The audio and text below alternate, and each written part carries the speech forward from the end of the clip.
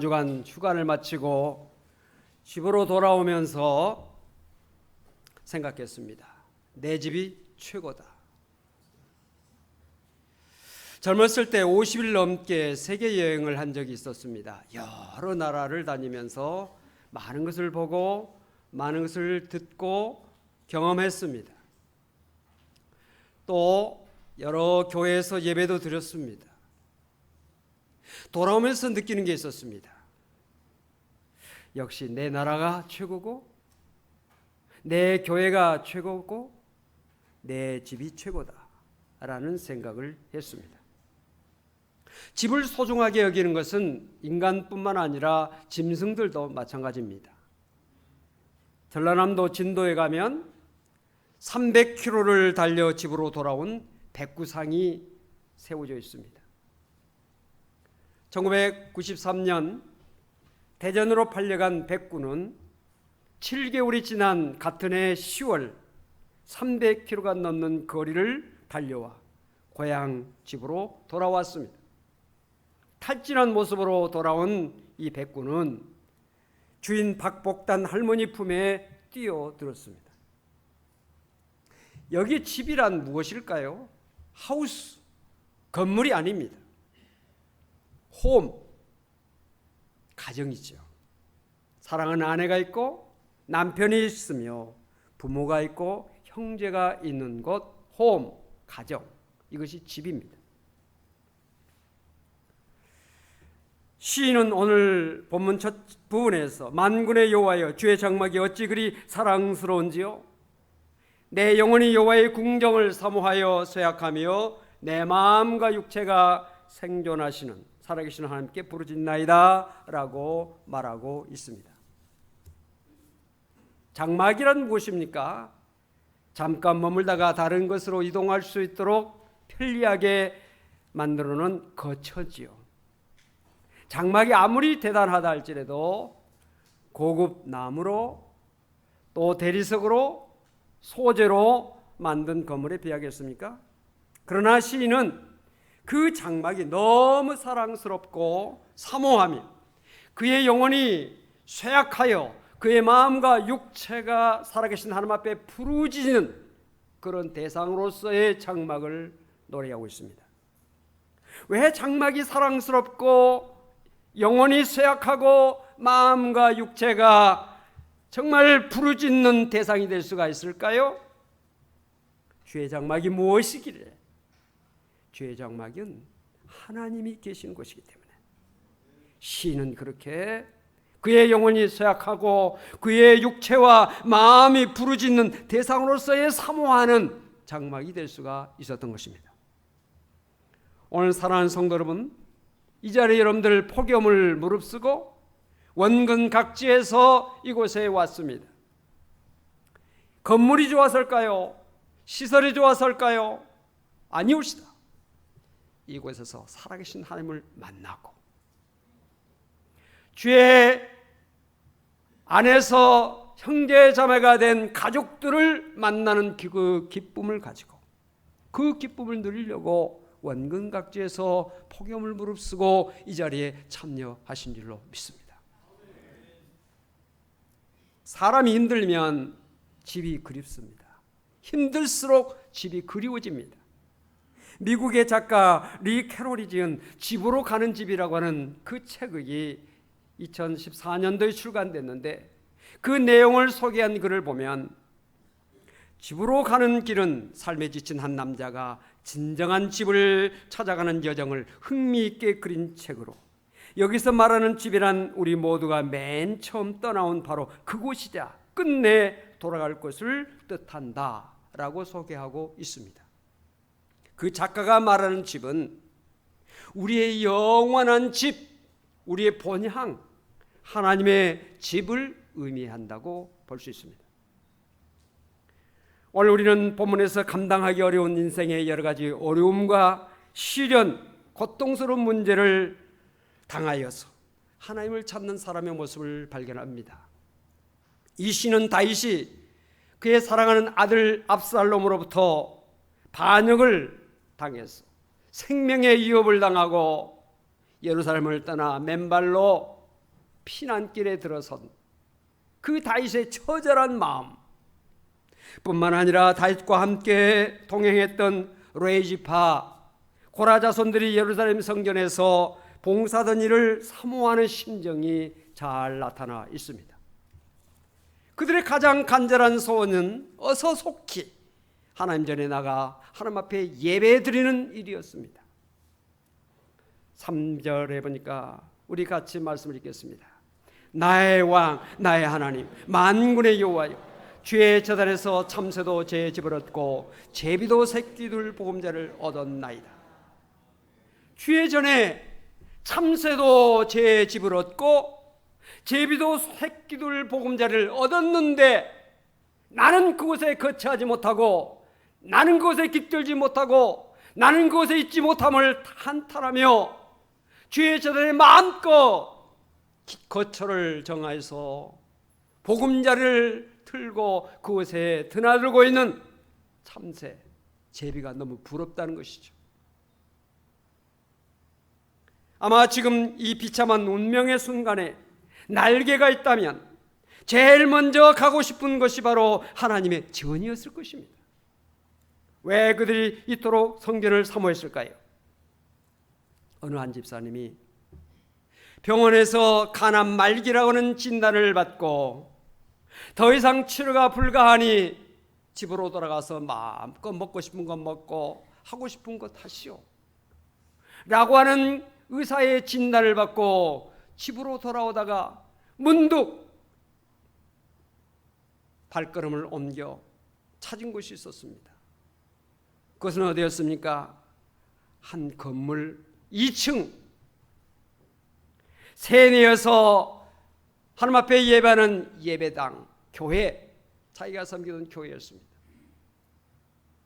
왜 생의 마지막이라고 여겨지는 그 순간에 교회에 가고 싶은 마음이 들었을까요? 왜 가장 인생의 절망적인 순간에 하나님의 전을 찾게 되었을까요? 하나님의 집이야말로 영혼의 안식처요, 피난처요, 그리고 영혼의 쉼터이기 때문에 하나님의 교회를 찾았던 것입니다. 오늘 사랑하는 성도 여러분, 주의 전이 여러분들에게 있어서 쉼터가 되어야 되고 영혼의 안식처가 되어야 되고 피난처가 되어야 되는데, 그것 때문에 오늘 주의 전에 여러분들이 나오셨는데, 과연 주의 전이 내 영혼에 정말로 쉼터가 되고 있는가? 피곤한 몸을 쉴 수 있는 쉼터, 내 마음의 평안을 가져다 줄 수 있는 안식처, 내 마음의 고통을 잠재워 줄 수 있는 그러한 평안한 곳이 될 수 있는가? 만약에 그곳이 되지 못하고 있다면, 내 영혼이 지금 메말라 있고 내 영혼이 지금 고갈되어 있으며 내 영성이 지금 바닥에 내려 앉아 있다는 사실을 우리는 분명히 알아야 합니다. 사랑하는 성도 여러분, 한 사람도 빠짐없이 주의 전에서 이곳이 정말 여러분의 영혼의 안식처, 영혼의 쉼터, 어려움의 피난처 꼭 되어지기를 주 이름으로 축원을 드립니다. 다윗은 4절에서 이와 같이 말합니다. 4절 같이 읽겠습니다. 주의 집에 사는 자들은 복이 있나니 그들이 항상 주를 찬송하리이다. 주의 집에 사는 자 복이 있다. 두 가지 복을 말씀하고 있습니다. 5절 말씀 같이 읽겠습니다. 주께 힘을 얻고 그 마음의 시온에 데려가 있는 자를 복이 있나이다. 주께 힘을 얻는다 그랬습니다. 우리 하나님 어떤 분이십니까? 온 우주 만물을 창조하신 창조주 하나님, 모든 것을 아시고 모든 것을 하실 수 있는 전지전능하신 하나님, 능치 못할 일이 없으시며 모르는 것이 없으신 하나님, 모든 힘의 근원이 되시는 하나님, 인간의 생사화복을 주관하시며 우리의 모든 것을 주시기도 하시고 가져가시기도 하시는 분이시다는 사실, 우리가 가지고 있는 생명, 우리가 가지고 있는 건강, 우리가 가지고 있는 물질, 우리가 누리고 있는 모든 것 하나님께서 주신 것입니다. 하나님께서 주셨으니 가져가실 날도 있다는 것을 우리는 꼭 기억해야 합니다. 내 생명, 내 건강, 내 재능, 내 물질, 내 가정, 내 직장, 일터, 나의 모든 삶의 모든 것 주시기도 하셨지만 가져가실 날이 있다. 우리는 청직입니다. 청직. 맡은 것을 우리는 감당하고 그것을 통해서 하나님 앞에 영광을 돌리라고 하는 하나님께서 주신 귀한 사명이 오늘 우리에게 있다는 사실을 우리는 분명히 기억해야 될 줄로 믿습니다. 삶에 지치고 피곤함을 느끼십니까? 세상을 이기며 살아갈 수 있는 능력이 여러분들이 부족하다고 탄식하십니까? 이사야 40장 29절 31절 귀한 말씀을 하나님께서 우리에게 주셨습니다. 오늘 여러분에게 주신 귀한 말씀으로 알고 함께 봉독하십시다. 피곤한 자에게는 능력을 주시며 무능한 자에게는 힘을 더하시나니 소년이라도 피곤하며 곤비하며 장정이라도 넘어지며 쓰러지되 오직 여호와를 앙망하는 자는 샘을 얻으리니 독수리가 날개치며 올라감 같을 것이요 다른 박질하여도 곤비하지 아니하겠고 걸어가도 피곤하지 아니하리로다. 아멘. 여호와를 앙망하는 자 샘을 주신다 그랬습니다. 여호와를 앙망하는 자에게 샘을 주신다고 하셨으니 이 시간도 사랑하는 성도들 여호와를 온전히 앙망하시기 바랍니다. 하나님을 바라보시기 바랍니다. 능력의 하나님, 창조주 하나님, 인간의 생사와 복을 주관하시는 하나님을 온전히 믿음의 눈으로 바라보시고 마음을 열고 주님을 영접하시고 말씀을 통해서 주시는 하나님의 은혜를 체험할 수 있기를 바랍니다. 그러면 샘을 얻습니다. 병마를 이길 수 있습니다. 환경을 이길 수가 있습니다. 마귀를 이길 수가 있습니다. 흑암의 권세를 물리칠 수가 있습니다. 우리의 육을 이길 수 있습니다. 죄를 이길 수가 있습니다. 이 힘 주지 아니하시면 우리는 이길 수가 없어요. 그 다음에 축복이 우리에게 있는데 시온에 데려가 있는 자가 복이 있다 그랬습니다. 시온은 하나님이 계신 것을 의미합니다. 그 마음이 하나님이 계시는 것을 향하여 열려있는 자, 보통 열리는 것이 아니라 대로 크게 그의 마음이 하나님께로 확 열려있는 사람에게 복이 있다. 이번 고속도로를 달려보니까 막 막힙니다. 답답해요. 아니 고속도로는 빨리 달리도록 만들어 놓은 도로가 왜 막힙니까? 차들이 너무 많으니까. 그런데 어느 구간에 갔더니 확 열려 있어요. 얼마나 시원한지 질주할 수 있어요. 하나님께로 향하는 여러분의 마음이 뭔가 막혀 있으면 안 됩니다. 세상적인 것으로 여러 가지 것으로 막혀 있으면 안 됩니다. 열려 있어야 돼요. 오늘 여러분들의 마음이 하나님께로 확 열릴 수 있게 바랍니다. 마음의 통로가 열려 있어야 돼요. 그래야 하나님께서 주시는 은혜와 복이 임하게 되는 것입니다. 마음이 닫혀 있으면요 찬송을 불러도 답답하고요 기도를 해도 답답하고요 말씀을 들어도 답답합니다. 그러나 마음이 열려 있으면 찬송할 때 그의 마음의 문이 활짝 열리고 하늘 문이 열리게 되고 기도할 때 하나님께서 주시는 놀라운 축복의 통로가 열려서 놀라운 은혜와 축복을 체험할 수가 있는 겁니다. 그래서 열린 문의 복을 요한계시록 말씀하고 있는 것입니다. 오늘도 여러분들 하나님께로 향하여 시온을 데려가 활짝 열 수 있는 은혜가 있게 되시기를 바랍니다. 마음은요 그 여하에 따라서 인격이 결정됩니다. 여러분 좋은 사람이 어떤 사람입니까? 좋은 마음을 가지고 있으면 좋은 사람입니다. 나쁜 사람이 어떤 사람입니까? 나쁜 마음을 가지고 있으면 나쁜 사람이에요. 더러운 사람이 어떤 사람입니까? 더러운 마음을 가지고 있으면 더러운 사람. 마음에 거룩한 생각을 가지고 있는 사람은 거룩한 사람. 육에 빠져서 사는 사람들은 육적인 사람, 영적인 생각을 늘 하면서 영적인 것을 추구하면서 사는 사람은 영적인 사람. 믿음을 가지고 있는 사람은 믿음의 사람인 것입니다.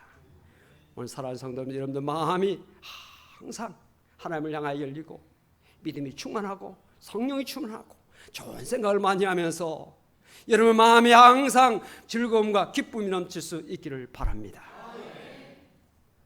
마음의 시온에 데려가 있는 자에게 복이 있는데 그들의 눈물의 골짜기를 지날 때 그곳에 많은 샘이 있을 것이며 이른 비가 복을 채워주나이다. 이른 비가 복을 채워준다고 말씀하고 있습니다. 우리 인생길은요, 눈물 골짜기를 통과하는 것과 같습니다. 슬픔과 어려움이 도처에 자리 잡고 있습니다. 이번 바다에 가서 낚시질을 하는데요, 낚시질을 좋아하는 사람을 이해할 수가 있습니다. 낚싯대가요 막 휘가지고 막 끌어올려도 안 올라와요. 물고기가 막 씨름을 합니다. 그 손맛, 짜릿한 그 손맛, 너무 그 긴장 있는 그 순간, 그것 때문에 낚시질을 하는구나. 너무 고기가 크니까 막 뜰채를 가져다가 하는데, 고기가 이리 가면 뜰채를 가진 사람이 막 쫓아가고, 또 고기가 이쪽으로 하면 또 이쪽으로 막 가고, 한참 왔다 갔다 하다 겨우 떴는데 큰 고기를 잡는데, 그 짜릿한 맛이 보통이 아니에요. 그런데 파도가 밀려오는데, 그 파도가 또 대단합니다. 그 파도의 모습이요, 흉흉히 가지고 파도가 이렇게 철렁철렁한 것도 있지만은 아주 물이 무슨 회오리 물 돌듯이 막 이러는데, 그걸 보니까 두려움을 느끼게 돼요. 여러분, 우리 인생의 삶 속에는요, 크고 작은 파도가, 크고 작은 흉흉한 물결이 언제든지 다가올 수 있는 거예요. 잔잔한 때가 도대체 얼마나 있었겠어요. 여러 가지 크고 작은 파도가 이번 끝나면 이제 없을까? 아닙니다. 또 옵니다. 이 파도가 지나가면 이제 그칠까? 또 옵니다. 쉴 사이 없이 파도가 닥쳐오는 것을 봅니다. 사랑하는 성도, 우리 인생에 여러 가지 각가지의 파도가 있습니다. 건강의 파도, 물질의 파도, 인간관계의 파도, 여러 가지 어려움의 문제가 쉴 사이 없이 다가오게 되는데, 우리 인생의 배가 너무 작으면 그 파도를 이길 수가 없어. 그러나 큰 배, 파도를 다 이길 수 있습니다. 극복할 수 있습니다. 여러분의 인생의 배, 주님께서 함께 하심으로, 주님께서 역사하심으로 큰 믿음을 가지고 어떤 파도, 어떤 흉흉한 것이랄지도 능히 이기고 승리하는 여러분들 되시기를 바랍니다. 우리 역사 속에서 이번에 일본이 경제적인 침략을 지금 우리에게 해오고 있습니다. 수출 규제, 정말 이웃을 잘 도와야 되는데, 정말 일본은 우리의 역사 속에서 보면 좋은 이웃이 결코 아니에요. 조선시대에 끊임없이 해안을 유린하면서 정말 우리나라 사람들을 죽이고 재산을 약탈하고 외란을 일으키고, 그러다가 을사보호조약, 한일합방을 통해서 우리나라를 통째로 삼켰어요. 우리나라의 주권을 완전히 빼앗아갔습니다. 우리의 성씨까지 개명시키게 만들고, 우리 문화를 말살시키고, 우리를 동화시키고, 자기의 식민지, 자기의 지배 아래 이 나라를 놓으려고 그렇게 했던 나라가 아닙니까? 그런데 우리가 이 일본을 아직도 극복하지 못하고 일본의 경제에 지금도 매여 있다는 사실, 안타까운 사실입니다. 일본은 지금도 경제력으로 우리를 지배하려고 하고 있어요. 이럴 때 우리는 어떻게 해야 됩니까? 조선시대에 왜 일본에게 망했습니까? 당파 싸움.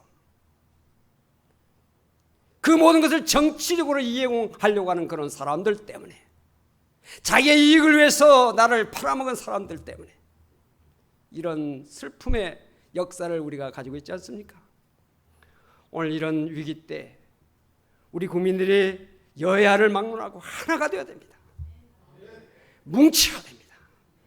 우리 국민이 하나가 되어야 돼요. 하나가 되면요, 일본이 함부로 할 수 없습니다. 세계가 우리를 도와줄 수 있습니다. 그러나 우리가 국론이 분열되고, 우리가 서로 나뉘어지게 되고, 서로 싸우고, 적전 앞에서 우리가 서로 분열하면 안 돼요. 또한 한국교회는 기도해야 됩니다. 기도해야 돼요. 8.15 광복절을 우리가 앞에 놓고 있습니다만, 이 8.15 광복절이 우리의 국력으로 된 것입니까? 우리의 군사력으로 된 것입니까? 우리의 정치력으로 된 것입니까? 물론 독립운동한 사람들도 있고 그들의 눈물의 기도가 있고 그들의 희생이 하나님께서 보시고 불쌍히 여기시고, 그래서 그들의 모든 희생과 그들의 모든 기도와 그들의 모든 노력의 결실을 하나님께서 주심으로 8.15 광복을 우리가 맞이하게 된 것 아닙니까? 우리는 이런 때 더 정신을 차리고 기도하고 마음을 하나로 다잡고 뭉쳐야 됩니다. 그래서 단연히 대처해야 됩니다. 우리가 비굴하게 을사조약을 당하고 한일합방을 당하고 일본의 그 어떤 힘에 굴복해서 부끄러운 우리의 역사를 우리가 가지고 있는데, 더 이상 우리는 부끄러운 역사를 우리가 또 만들어서는 안 돼요. 당당하게 이겨야 돼요. 당당하게 대처해야 됩니다. 할렐루야.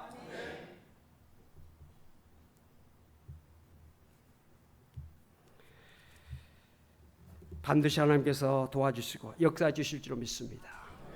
여기까지 도우신 하나님, 여러분들의 생애를 뒤한 길을 한번 돌이켜 보십시오. 크고 작은 많은 고비들, 어려운 문제들이 있었을 것입니다. 그러나 그때는 너무 힘들고 어려웠지만 지나오고 보니까 다 극복해 왔고 다 승리해 왔고 오늘 이 자리에 우리가 있는 것 아닙니까? 마찬가지로 여기까지 도우신 하나님께서 반드시 도와주실 것으로 믿고 소망을 가지고 믿음으로 승리하는 우리 모든 성도, 우리 국민 모두가 될 수 있기를 바랍니다.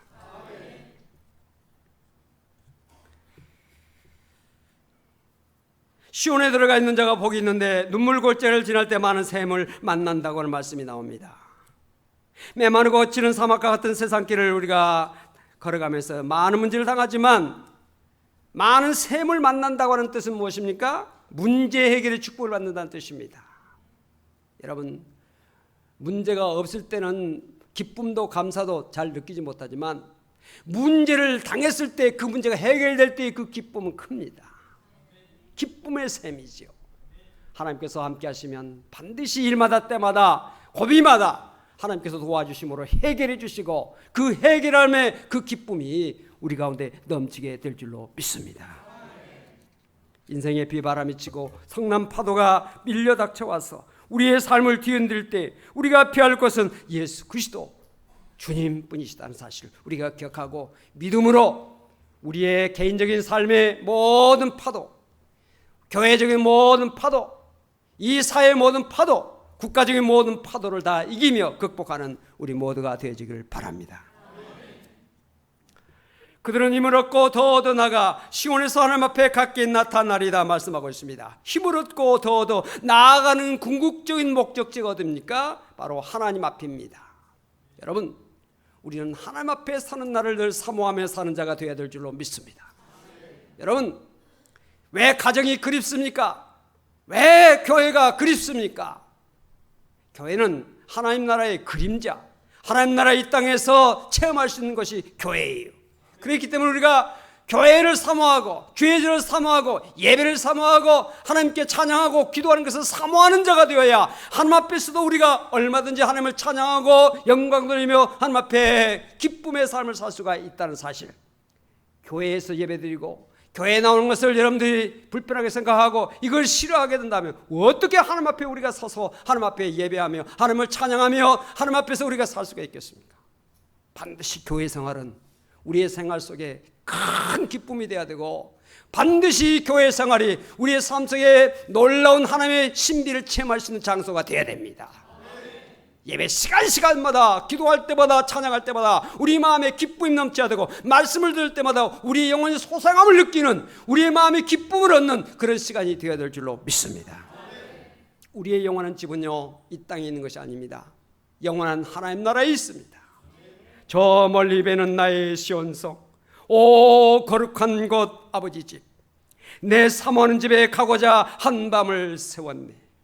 저 망망한 바다 위에 이 몸이 상할지라도 오늘은 이곳 내일은 저곳 주복음 전하리. 아득한 나의 갈 길 다가고 저 동산에서 편히 쉴 때 내 고생하는 모든 일들을 주께서 아시리. 빈들이나 사막에서 이 몸이 고날지라도 오 내 주 예수 날 사랑하사 날 지켜주시리. 빈들이나 사막과 같은 이 세상길을 살아가면서 우리가 많이 힘들고 고통스럽고 어려울지라도 우리 주님께서 나를 사랑하시기 때문에 나를 반드시 지켜주시고 하나님 앞에 설 수 있는 그날이 올 때까지 나를 인도하실 것이다. 이 믿음을 가지고 여러분들 결코 절망하거나 낙심하지 말고 믿음을 가지고 나갈 수 있기를 바랍니다. 다윗은 그의 시편 23편 마지막 절에서 내 평생의 선하심과 인자하심이 반드시 나를 따르리니 내가 여호와의 집에 영원히 살리로다, 이렇게 고백하고 있습니다.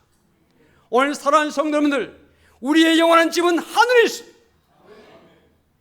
우리의 영원히 가서 거치어야 될 것은 하늘에 있다, 하나님의 집이다 라는 사실을 한순간도 잊지 말고 그것을 사모하면서 날마다 저 높은 곳을 향해서 날마다 믿음으로 나가는 우리 모든 성도, 세상의 여러 가지 어려움을 여러분들이 믿음으로 이기시고 파도 다가올지라도 믿음으로 깨쳐나가고 극복해 나가서 영원한 하나님의 집에서 하나님 앞에 나아가서 하나님 앞에 뵙고 하나님을 찬양하는 그 자리에 우리 모두가 설 수 있는 축복이 함께 하시기를 주 이름으로 간절히 축원합니다. 기도하십시다. 하나님 감사합니다. 우리에게 영원한 집이 있음을 감사합니다. 우리가 돌아갈 곳이 있음을 감사합니다. 영원한 그 집을 바라보며 우리의 땅의 삶을 날마다 믿음으로 극복하며 마귀를 이기며 죄를 이기며 환경을 이기며 육을 이기며 흑암을 이기며 절망을 이기며 나가는 우리 모든 성도가 되어져서 하나님 앞에 각기 나타나는, 하나님 앞에 나아가서 하나님을 찬양하며 예배하며 하나님 앞에 영광 드리는 우리 모든 성도가 될 수 있도록 시간 순간순간 모든 일마다 때마다 지켜주시고 보호하시고 인도하여 주시옵소서. 우리 주 예수 그리스도로 간절히 기도하옵나이다. 아멘.